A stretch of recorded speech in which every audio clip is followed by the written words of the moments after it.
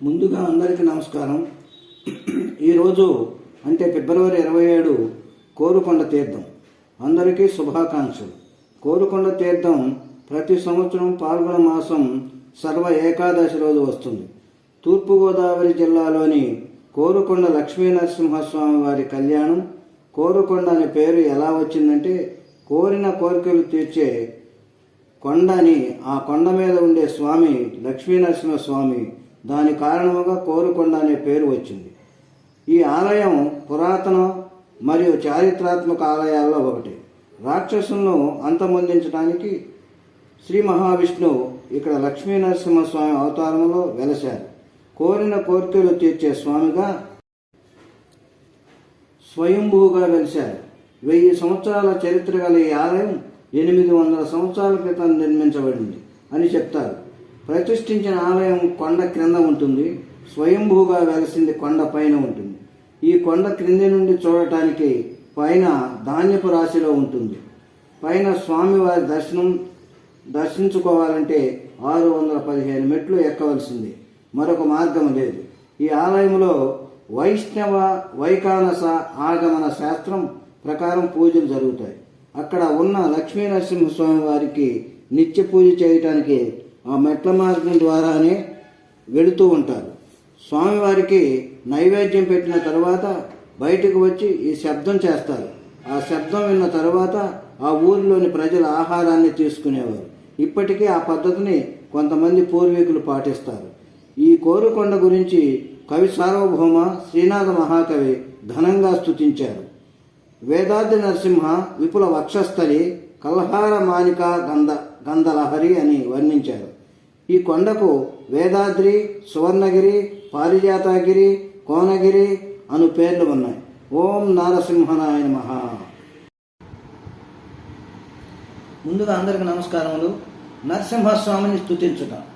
శ్రీ మనోహర సురార్చిత సింధు గంభీర భక్తవత్సల కోటి భానుతేజ కంజనేత్ర హిరణ్య కశ్యపాంతక శూర సాధు రక్షణ శంఖ చక్రహస్త ప్రహ్లాద వరద పాపధ్వంస సర్వేశ క్షీరసాగర శయన కృష్ణవర్ణ పక్షివాహన నీల భ్రమర కుంతల జాల పల్లవారుణ పాద పద్మయుగళ చారు శ్రీ చందన గురు చర్చితాంగ కుంద కుట్మలదంత వైకుంఠ ధామ భూషణ వికాస శ్రీ ధర్మపురి నివాస దుష్ట సంహార నరసింహ దురిత దూర.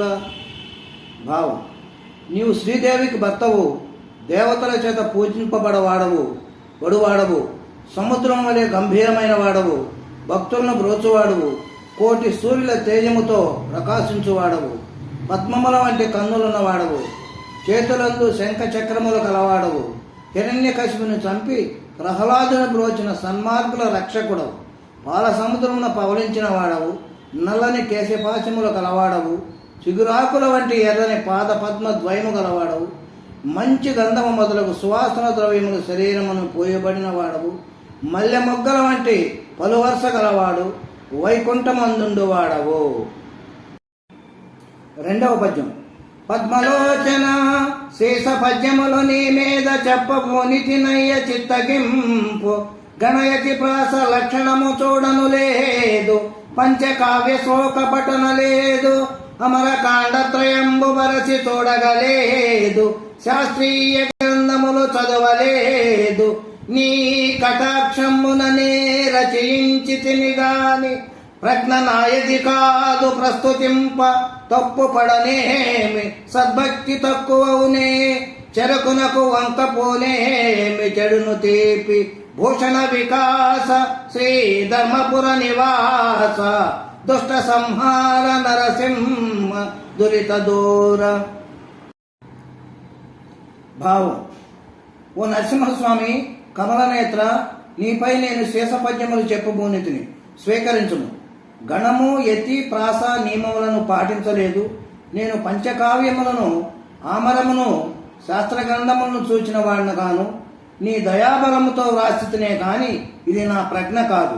చెరకునకు వంకర కలిగినను తీపి తరగనట్లు ఇందులో ఏమైనా తప్పులు జరిగినా నా భక్తిలో మాత్రం లోపం లేదు సుమా.